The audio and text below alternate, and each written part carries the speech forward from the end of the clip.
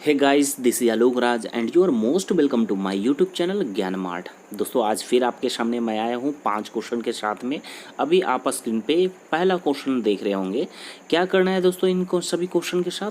तो करना ये है कि इन सेंटेंस में से ईरर पार्ट जो भी देख रहे होंगे, सेंटेंस जो है ABCD पार्ट में यानी ई पार्ट तक में डिवाइड है। हमें देखना है कि किस पार्ट में ये ग्रामेटिकली मिस्टेक है, ग्रामेटिकली इनकरेक्ट है, वो पार्ट को हम लोगों को फाइंड करनी है। राइट, जो इनकरेक्ट होगा उस पार्ट ही हमारा, वही पार्ट मेरा आंसर होगा। तो चलिए स्टार्ट करते हैं, लेट्स गेट स्टार्टेड। चलिए, the devastating experiences of many wars taught some countries the necessary of pursuing peace at the expense of nationalist egos. बताएंगे दोस्तों किस पार्ट में एरर है। चलिए मैं बताता हूँ। एरर है हमारा सी पार्ट में। क्या एरर है, नोट कर लेंगे दोस्तों। मैं कई बार पहले भी बात कर चुका हूँ कि यदि प्रीपोजिशन ऑफ आए, क्या है, ऑफ प्रीपोजिशन आए, तो ऑफ के पहले जो जनरली वर्ड आते हैं, जो भी शब्द आते हैं, वो 99% जो होते हैं नाउन होते हैं। क्या होते हैं? नाउन होते हैं। 99% नाउन ही होंगे। क्या होंगे दोस्तों? नाउन होंगे। ऑफ के पहले वाला शब्द जो भी आते हो, आपको मान ही के रखना है कि वो नाउन ही होना चाहिए, कोई अदर पार्ट्स ऑफ स्पीच नहीं। ठीक है, तो आप जरा सी पार्ट में देखेंगे, ऑफ आया है एंड ऑफ के पहले भी अगर कोई शब्द आएगा वो नाउन होना चाहिए। तो चलिए उसका हम देख लेते हैं कि करेक्ट है या नहीं है, नाउन है या कोई अदर पार्ट्स ऑफ स्पीच दे दिया गया है। ऑफ के ठीक पहले वाला वर्ड की मैं बात करूंगा। ठीक है, तो देखेंगे दोस्तों नेसेसरी, क्या ये नाउन है या अदर पार्ट्स ऑफ स्पीच है। तो मैं बता दूं कि नेसेसरी एडजेक्टिव है। नेसेसरी क्या है दोस्तों? एडजेक्टिव है, नॉट अ नाउन। ये नाउन नहीं है। इसका नाउन जो होता है, नेसेसरी का नाउन होता है नेसेसिटी। क्या होता है दोस्तों? नेसेसिटी। नोट कर ले, ये नेसेसिटी जो वर्ड है यही नाउन है। ठीक है, तो हमें मालूम है कि ऑफ के पहले वाला जो वर्ड होना चाहिए नाउन होना चाहिए, ना कि एडजेक्टिव। तो यहाँ तो एडजेक्टिव का प्रयोग किया गया है, इसलिए ये गलत है। हमें इसके बदले में नाउन का प्रयोग करेंगे, यानी नेसेसिटी का प्रयोग करेंगे। अगर कुछ लोगों को डाउट लग रहा है दोस्तों कि यहाँ नाउन आएगा या एडजेक्टिव आएगा, तो ज़रा एक बार देख लेंगे गौर से। इसके पहले द लगा हुआ है। राइट, अगर द लगा हुआ है इसका मतलब है कि हर हाल में नाउन ही आएगा। तो मैं एक बार याद दिला दूँ दोस्तों कि आर्टिकल का प्रयोग हमेशा नाउन के लिए होता है। ठीक है, नाउन के साथ ही हम आर्टिकल का प्रयोग करते हैं और अदर पार्ट्स ऑफ स्पीच के साथ हम कोई आर्टिकल का प्रयोग नहीं करते। अगर वो एडवर्ब है, एडवर्ब है, एडजेक्टिव है, प्रीपोजिशन है, किसी के साथ भी आर्टिकल का प्रयोग नहीं होता है, बट नाउन के साथ हम लोग आर्टिकल का प्रयोग करते हैं। तो यहाँ ऑफकोर्स द लगा हुआ है, तो ये भी इंडिकेट कर रहा है कि आर्टिकल है तो नाउन ही चाहिए। इसलिए हम क्या करेंगे, नेसेसरी को नेसेसिटीज़ में कन्वर्ट करेंगे, चेंज करेंगे। ठीक है, तो वही करेंगे। हमारा राइट आंसर हो जाएगा C part. Move to the next. Next है, she hates everybody and everything who reminds her of her mistake. अब बताएंगे दोस्तों किस पार्ट में एरर है।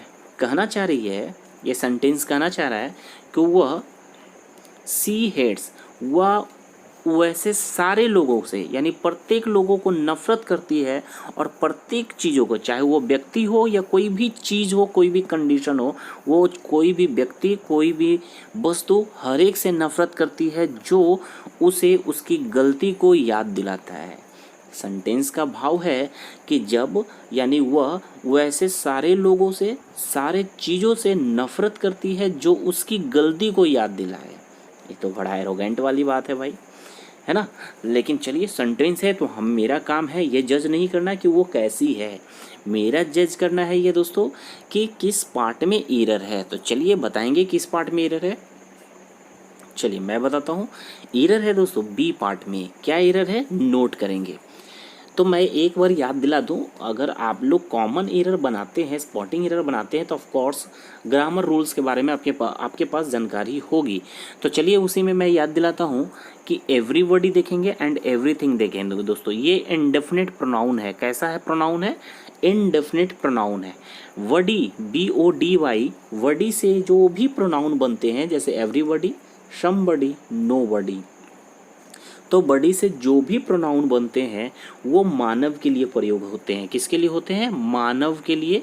एंड थिंग से THING, थिंग से जो प्रयोग होते हैं वो किसी वस्तु को इंडिकेट करेंगे, नहीं तो किसी भी अनकाउंटेबल चीज़ को इंडिकेट करेंगे, नहीं तो किसी भी कंडीशन को शो करेंगे। थिंग से एंड होने वाले जो प्रोनाउन रहेंगे जैसे एवरीथिंग, समथिंग, नथिंग, ठीक है, ये सारे के सारे को हम रखते हैं अनकाउंटेबल के लिए रख सकते हैं, कंडीशन के लिए ये आ सकते हैं दोस्तों, किसी वस्तु को रिप्रेजेंट करेंगे। बड़ी से एंड होंगे तो वो हमेशा मानव को इंडिकेट करेंगे। ठीक है, तो अब हमें बात आती है, मुद्दा ये है कि नोट करेंगे कि मैंने बताया था दोस्तों कि एक रिलेटिव प्रोनाउन होते हैं हु क्या है? एक रिलेटिव प्रोनाउन है। ठीक है, तो याद करेंगे रिलेटिव प्रोनाउन जो आते हैं तो हु, तो आप लोग अगर रिलेटिव प्रोनाउन पढ़े हैं दोस्तों तो ज़रा याद कर लेंगे कि हु का प्रयोग हम हमेशा हु हो या फिर हुम हो, क्या हो? हु हो या हुम हो, इसका प्रयोग हम मानव के साथ करते हैं, ना कि किसी वस्तु के साथ, ना ही किसी कंडीशन के साथ। हु एंड हुम का प्रयोग हमेशा मानव के साथ किया जाता है, राइट। तो मानव के साथ यानी इसका एंटीसीडेंट जो होगा, हु का एंटीसीडेंट होगा, वो हमेशा कोई मानव होना चाहिए, हर हाल में कोई मानव ही होना चाहिए। तो देखेंगे जरा हु के ठीक पहले एंटीसीडेंट कहाँ होता है दोस्तों? जो रिलेटिव प्रोनाउन के बारे में जानकारी होंगे, जिनके पास जानकारी होगा उन्हें अच्छे तरीके से पता होगा कि एंटीसीडेंट कहते किसे। तो यहाँ देखेंगे हु के ठीक पहले वाला वर्ड जो होते हैं वही एंटीसीडेंट जनरली कहलाते हैं, यानी रिलेटिव प्रोनाउन का जो एंटीसीडेंट होते हैं रिलेटिव प्रोनाउन के ठीक पहले लिखे होते हैं। ठीक है, तो यहाँ देखेंगे कि हु के ठीक पहले लिखा हुआ एवरीथिंग, तो एवरीथिंग किसी वस्तु को या किसी कंडीशन को शो करते हैं, मानव के लिए नहीं प्रयोग होता है। तो मानव के लिए जब प्रयोग नहीं होता है तो हु का प्रयोग हम नहीं कर सकते दोस्तों। जब एवरीथिंग किसी वस्तु को इंडिकेट कर रहा है तो हम हु का प्रयोग बिल्कुल नहीं करेंगे। ठीक है, यहाँ तक समझ में आया? अब नोट करेंगे, अगर कुछ लोगों को लग रहा होगा चलो एवरीथिंग है, मानव को इंडिकेट नहीं करता है लेकिन किसी वस्तु को या किसी कंडीशन को इंडिकेट करता है, तो हम ऐसा करते हैं हु को रिप्लेस करके विच कर दें। अगर आप ऐसा सोच रहे हो दोस्तों तो ये भी गलत है, विच का भी प्रयोग नहीं होगा। क्यों नहीं होगा? क्योंकि इस रिलेटिव प्रोनाउन का एंटीसीडेंट एक नहीं, एक से अधिक है। क्यों एक से अधिक है? तो जरा देखेंगे, एंड से जोड़ा गया है दो एंटीसीडेंट को। आप हमेशा ध्यान रखेंगे जब भी एंड से दो शब्दों को जोड़े जाते हैं तो दोनों को एक ही कैटेगरी में रखेंगे। अगर एंड से जोड़ा गया है दोस्तों तो पहले वाला शब्द या बाद वाला शब्द जो भी पार्ट्स ऑफ स्पीच रहेंगे वही पार्ट्स ऑफ स्पीच वाला पार्ट दूसरा वाला भी पार्ट रहेंगे। अगर एक सब्जेक्ट है तो दूसरा भी सब्जेक्ट, एक ऑब्जेक्ट है तो दूसरा को भी ऑब्जेक्ट ही समझना है। ठीक है, तो उसी तरीके से एवरीथिंग एंटीसीडेंट है तो एवरीबॉडी भी एंटीसीडेंट है। इसका मतलब है कि हु का यहाँ जो रिलेटिव प्रोनाउन आ रहा है इसका एंटीसीडेंट दो है। कौन कौन है? दो है, एक एवरीथिंग एंड दूसरा एवरीबॉडी। अब जरा गौर करेंगे, एक है जो एवरीबॉडी है वो मानव को इंडिकेट करते हैं एंड दूसरा जो है वस्तु को इंडिकेट करते हैं। तो विच का प्रयोग तो वस्तु के लिए तो कर देंगे दोस्तों, यहाँ वस्तु के लिए तो हो सकता है, चलो वस्तु अगर मानते हैं तो विच का प्रयोग हम करेंगे, राइट। लेकिन एवरीबॉडी जो मानव को इंडिकेट कर रहे हैं तो उसके लिए आप विच का प्रयोग तो नहीं कर सकते हैं। इसका मतलब यहाँ रिलेटिव प्रोनाउन के रूप में यानी हु के बदले हमें ऐसा रिलेटिव प्रोनाउन रखना होगा, ऐसा रिलेटिव प्रोनाउन रखना होगा जो दोनों शब्दों को सेटिस्फाइड करे, यानी इसके साथ भी काम करे एंड इसके साथ भी काम करे। ठीक है, दोनों के लिए आए। तो जरा नोट कर लेंगे दोस्तों एक बार कि जब भी एंटीसीडेंट दो हो, यानी एक मानव भी हो और एक मानव के अलावे कोई भी एंटीसीडेंट हो, चाहे वो एनिमल्स हो, वर्ड्स हो, कोई कंडीशन हो या कोई नॉन लिविंग थिंग हो, मानव के अलावे कुछ भी हो, मानव भी हो एंड मानव के अलावे कोई दूसरा भी एंटीसीडेंट हो, तो वैसे कंडीशन में आप हमेशा केवल डैट रिलेटिव प्रोनाउन का प्रयोग करेंगे। किसका प्रयोग करेंगे? केवल डैट रिलेटिव प्रोनाउन का। क्यों करते हैं डैट का, ये भी दिमाग में रख लें।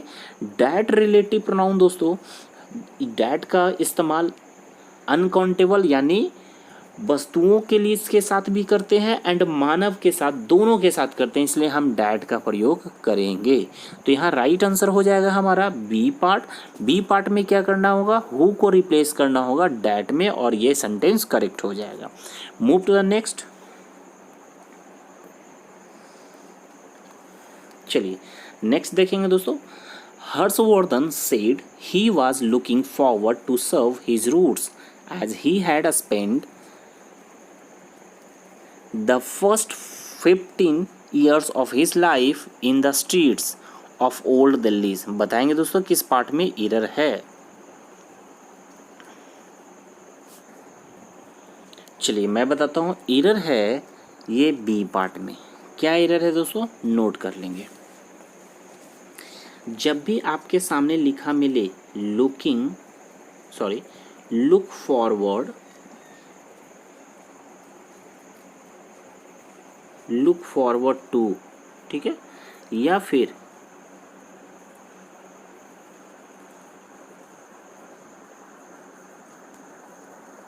विथ व्यू टू, ठीक है, लुक फॉरवर्ड टू या विथ व्यू टू लिखा मिलेगा तो आप इनके बाद हमेशा फोर्थ फॉर्म का इस्तेमाल करेंगे, मेन वर्ब का फोर्थ फॉर्म का इस्तेमाल करेंगे। आई रिपीट, अगर सेंटेंस में लिखा मिले लुक फॉरवर्ड टू या विथ व्यू टू तो इसके बाद जो वर्ब आएंगे हमेशा फोर्थ फॉर्म में लिखे जाएंगे, ठीक है, हमेशा वर्ब का फोर्थ फॉर्म यानी ING वाला फॉर्म यूज़ करेंगे, राइट, ठीक है। तो चलिए देखते हैं, सेंटेंस में यूज़ किया गया है लुकिंग फॉरवर्ड, जो लुक फॉरवर्ड का कॉन्टिन्यूस फॉर्म है, ठीक है ना, कॉन्टिन्यूस फॉर्म है, वो टेंस के अकॉर्डिंग आएंगे, अपना फॉर्म बदल के आए हैं, बट इसके बाद टू आया है, जो ऐसा मैंने बताया था कि लुक फॉरवर्ड टू एक फ्रेजल वर्ब है, ठीक है, लुक फॉरवर्ड टू क्या है, एक फ्रेजल वर्ब है, एंड टू के बाद जो वर्ब आएंगे वो किस फॉर्म में होना चाहिए दोस्तों, फोर्थ फॉर्म में, यानी फोर्थ फॉर्म में क्या होता है, सर्व का फोर्थ फॉर्म क्या होगा दोस्तों,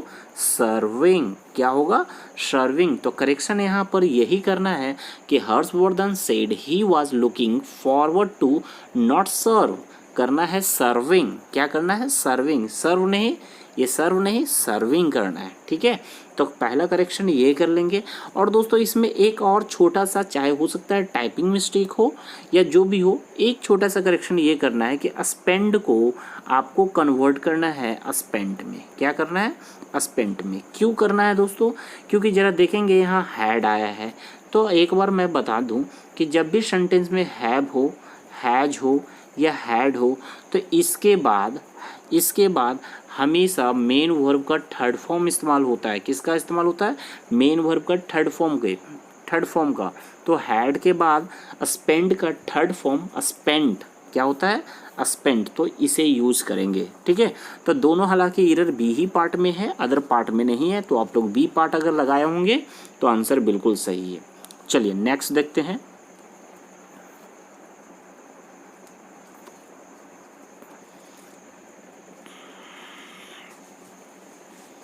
नेक्स्ट देखेंगे दोस्तों, द ड्राइव इंटेंडेड, यहाँ टाइपिंग मिस्टेक है दोस्तों, यहाँ देख रहे होंगे द ड्राइव लिखा हुआ है, द ड्राइव नहीं है, ये द ड्राइवर लिखा होगा। क्या होगा, द ड्राइवर, ठीक है, द ड्राइवर। चलिए तो आप लोग ड्राइवर इसे समझना है, the driver intended to creating an awareness of the perks of riding two wheelers without a helmet। बताएंगे किस पार्ट में एरर है, तो बहुत आसान है दोस्तों, इसका एरर फाइंड करना है, ए पार्ट में है, ठीक है, क्या किस पार्ट में है, ए पार्ट में है। तो क्या एरर है, नोट कर ले। कि यहाँ देखेंगे दोस्तों, जब इंटेंड आते हैं तो इंटेंड के बाद आप हमेशा टू इन्फिनेटिव का प्रयोग करते हैं। किसका प्रयोग करते हैं, टू इन्फिनेटिव। आई होप कि टू इन्फिनेटिव आप लोगों को पता होगा। टू इन्फिनेटिव का मतलब होता है टू प्लस मेन वर्ब का first form, two plus main verb का फर्स्ट फॉर्म। किसके बाद, जब भी इंटेंड आए, या फिर आप एक और नोट कर सकते हो, हैपन, क्या है, हैपन भी आए तो इसके बाद अगर कोई भी वर्ब आएंगे तो वो आएंगे टू इन्फिनेटिव फॉर्म में, यानी टू प्लस MB1। ठीक है, तो एक बार मैं इसे हटाकर बताता हूँ कि हाँ इंटेंडेड है, इंटेड का सेकेंड फॉर्म, उसके बाद क्या आना चाहिए, अगर वर्ब लिखा जाएगा तो किस फॉर्म में लिखा जाना चाहिए दोस्तों, टू इन्फिनेटिव के फॉर्म में। किस फॉर्म में, टू इन्फिनेटिव के फॉर्म में। तो to infinitive means to plus MB1, तो टू तो लिखा हुआ है बट क्रिएटिंग MB1 नहीं, फोर्थ फॉर्म का इस्तेमाल कर दिया है, तो यही गलत है। होना चाहिए था टू क्रिएट। क्या होना चाहिए था दोस्तों, होना चाहिए था इसके जगह पर हम लोग यूज़ करेंगे टू क्रिएट। ठीक है, to create, the driver intended to create an awareness of the perks of riding two wheelers without a helmet. यही करेक्शन होगा हमारा, ए पार्ट में एरर था।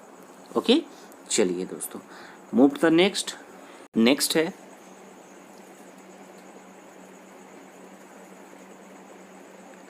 है द फैंसी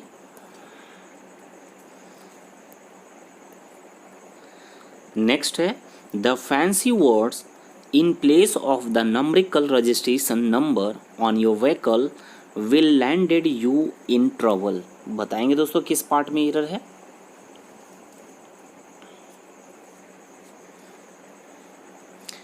चलिए दोस्तों, एरर है वो डी पार्ट में एरर है। क्या एरर है, ध्यान देंगे, देखेंगे दोस्तों। विल आया है, विल क्या है, मॉडल वर्ब। क्या है दोस्तों, मॉडल वर्ब है। और मॉडल वर्ब नोट कर ले, मॉडल वर्ब के तुरंत बाद अगर मेन वर्ब आए, कौन आए, कोई मेन वर्ब आए तो वो हमेशा फर्स्ट फॉर्म में लिखे जाते हैं।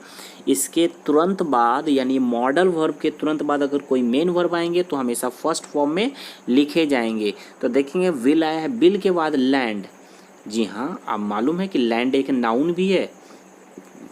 लैंड क्या है, एक नाउन भी है जिसका मतलब भूमि, जमीन होता है, बट एक लैंड वर्ब भी होता है। क्या होता है, वर्ब।